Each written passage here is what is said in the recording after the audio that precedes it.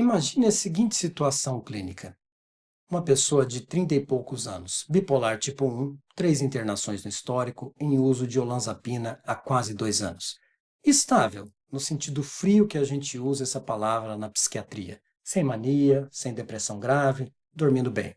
Só que tinha ganhado quase 20 quilos desde o último episódio de mania. Glicemia no limite. Os triglicérides bem acima do limite superior.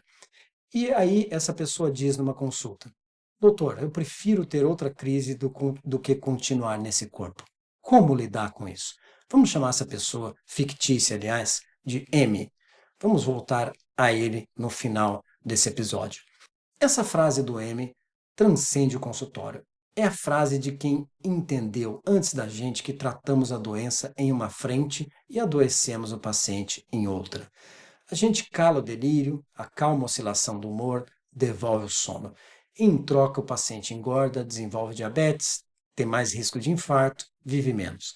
A expectativa de vida de quem tem esquizofrenia ou transtorno bipolar chega a ser 15 a 20 anos menor do que da população geral, dado consistente em várias meta-análises e numa meta-análise do Lancet Psychiatry. Não é o transtorno em si que mata mais, é o conjunto, ou seja, aliada à doença, por vezes o próprio tratamento, por mais que seja difícil admitir isso. Em março de 2024, a equipe da Shebani Seth, em Stanford, publicou na Psychiatry Research um piloto com 21 pacientes adultos, pacientes com esquizofrenia ou transtorno bipolar grave, todos em uso de antipsicótico.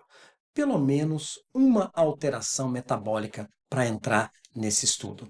4 meses de dieta cetogênica, 60% de gordura, 30% de proteína, um pouco mais, e 10% mais ou menos de carboidrato. Aderência verificada por cetose no sangue capilar. Quais foram os achados principais? 79% desses participantes melhoraram clinicamente na CGI, que é Clinical Global Impression, a escala de impressão clínica global. E na esquizofrenia, 32% de redução nos sintomas da BPRS, que é uma das escalas mais conhecidas para mensuração dos sintomas de esquizofrenia. E 75% foram considerados em recuperação ao fim do estudo. E o achado mais provocador: 100% dos que tinham critério para síndrome metabólica deixaram de tê-lo em 4 meses. Em média, perderam 10% do peso corporal. O tecido adiposo visceral caiu 36%. Para você ter uma noção do que isso significa por dentro, 13 quilos a menos é uma cinta sumindo da cintura.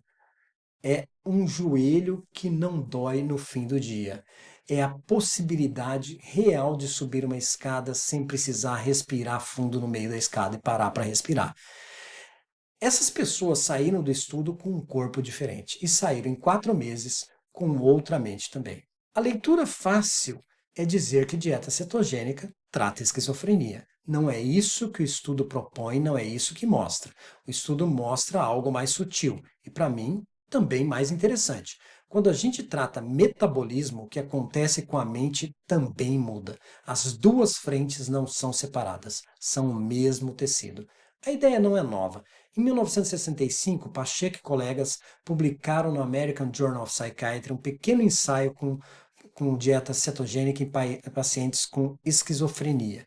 Os resultados eram promissores e o estudo desapareceu. A clorpromazina tinha chegado em 52, esvaziado pavilhões inteiros de alas de pacientes psiquiátricos, e a ideia de que o prato pudesse fazer alguma coisa pela mente naquele contexto soava romântica demais perto da promessa cintilante e simples do comprimido.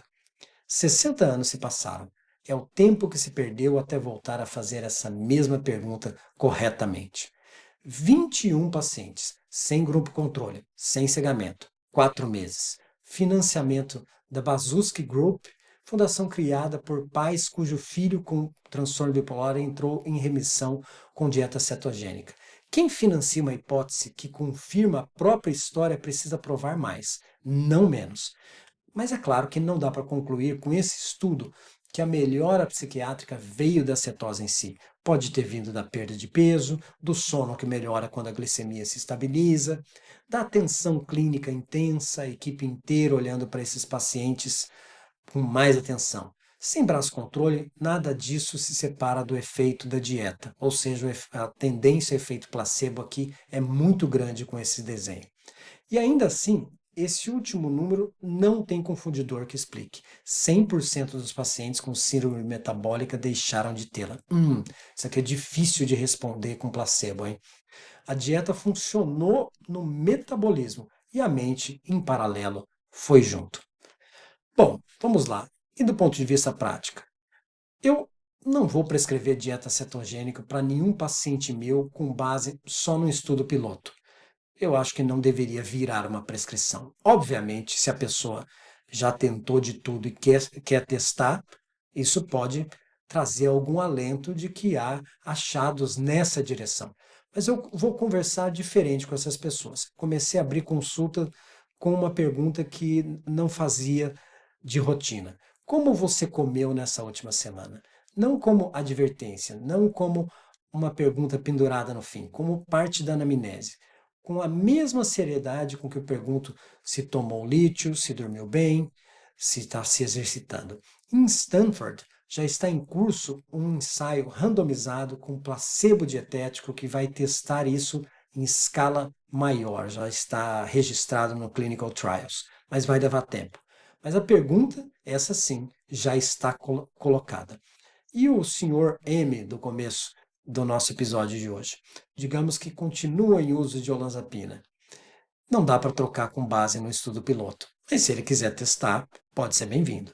Mas na próxima consulta, a gente vai começar diferente. Talvez seja a primeira vez em um bom tempo que eu não vou perguntar primeiro pelo humor, vou perguntar primeiro pela dieta, pelo café da manhã. Porque enquanto a gente conversa, milhões de pacientes ao redor do mundo recebem antipsicóticos todos os dias, ganham peso, desenvolvem complicações metabólicas e correm o risco de morrer mais cedo do que deveriam. E a gente, os médicos, que escreve no pontuário simplesmente estável. Estável de que ponto de vista? E até quando? Esse é o tipo de pergunta que a psiquiatria não pode deixar de fazer, e é por isso que o Notas de um Psiquiatra existe. Obrigado.